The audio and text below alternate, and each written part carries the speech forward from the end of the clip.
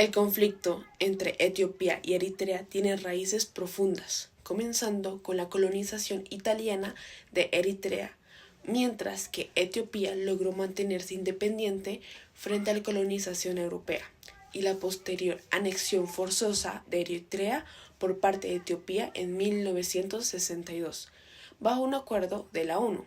Esto provocó una guerra por la independencia de Eritrea que se logró en 1993, con la ayuda del Frente de Liberación del Pueblo de Tigray. Sin embargo, las tensiones no desaparecieron, especialmente debido a disputas sobre las fronteras como la región de Badme, lo que finalmente llevó a la guerra de 1998. Exactamente, aunque la ciudad de Badme fue el detonante, lo que subyacía era una ruptura económica y política muy profunda. Eritrea introdujo su propia moneda en 1997 y esto alteró las relaciones comerciales con Etiopía. Lo simbólico se mezcló con lo material. Los líderes fueron clave: Meles Zenawi en Etiopía y Isaac Afwerki en Eritrea. No estaban dispuestos a ceder y el Frente de Liberación del Pueblo de Tigray, el TPLF, es el Frente de Liberación, un partido político y un movimiento rebelde en Etiopía, que jugó un doble rol, aliado y luego enemigo. El Frente de Liberación del Pueblo de Tigray, que fue clave en la caída del régimen del Derg y dominó Etiopía por casi 3 décadas, terminó enfrentando al gobierno central en una lucha de poder que debilitó al Estado.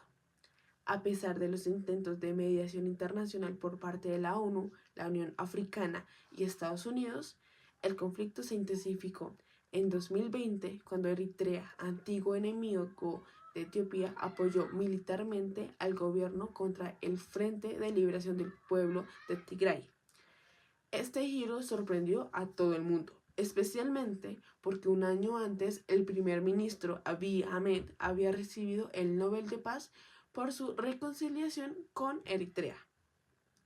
Según la BBC, Eritrea brindó apoyo logístico y militar y sus tropas cruzaron las fronteras hacia Tigray, tras los ataques del Frente de Liberación del Pueblo de Tigray, lo que Abiy Ahmed justificó como una medida por seguridad nacional.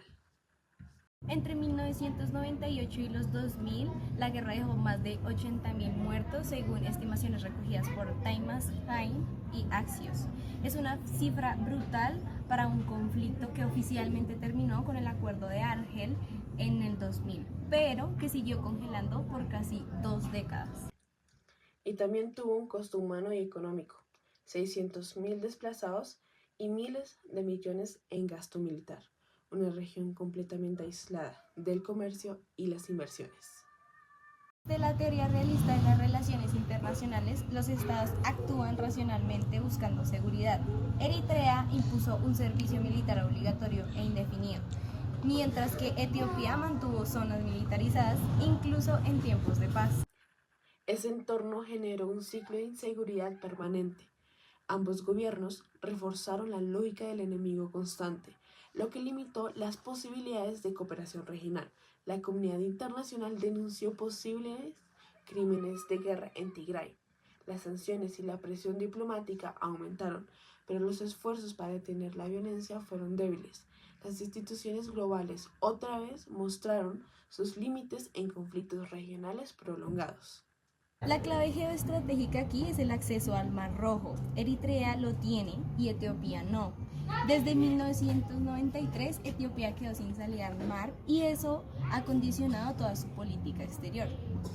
Este mapa destaca cómo Etiopía, al quedar sin litoral tras su independencia de Eritrea, ha dependido de puertos en países vecinos como Djibouti para su comercio exterior, y esta situación ha condicionado profundamente su política exterior y sus relaciones regionales. Por eso, Etiopía ha invertido fuertemente en la Gran Presa del Renacimiento.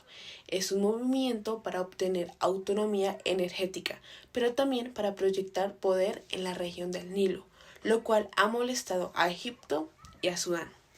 Fue un geógrafo británico, político y estratega geopolítico que decía que el control de zonas estratégicas es clave para el poder global. Eritrea controla parte del paso marítimo más importante entre Asia y Europa. Eso le da peso incluso sin recursos. Y Etiopía, aunque sin depender del litoral, ha tratado de compensar con poder terrestre e influencia diplomática, ha tejido alianzas para evitar depender exclusivamente de Djibouti y ahora busca recuperar acceso al mar, incluso con propuestas polémicas. Desde la mirada geoeconómica, el conflicto ha sido un desastre. Eritrea está aislada, sancionada y con poco comercio. Etiopía, en cambio, apostó por el desarrollo y la inversión extranjera, sobre todo de China. Como dijo Edward Luttwak, que es un estratega militar, historiador y teórico político de origen estadounidense, hoy se combate más con finanzas que con tanques. Y ahí Etiopía lleva ventaja. Ha convertido su economía en un arma diplomática. Aunque el conflicto armado ha disminuido, las tensiones siguen siendo latentes. Las heridas del pasado y la falta de justicia hacen que la paz entre Eritrea y Etiopía siga siendo frágil. Los analistas advierten que sin reconciliación real, la región seguirá siendo un polvorín. El conflicto entre Etiopía y Eritrea es una representación pequeña de una realidad más grande. Aquí el conflicto se ve como un ejemplo de problemas comunes en el continente, de las tensiones africanas, historia colonial, disputas territoriales e intereses internacionales. Y una advertencia: las guerras modernas no se ganan solo en el campo de batalla, se ganan también con puertos, con rutas comerciales, con electricidad y con inversión.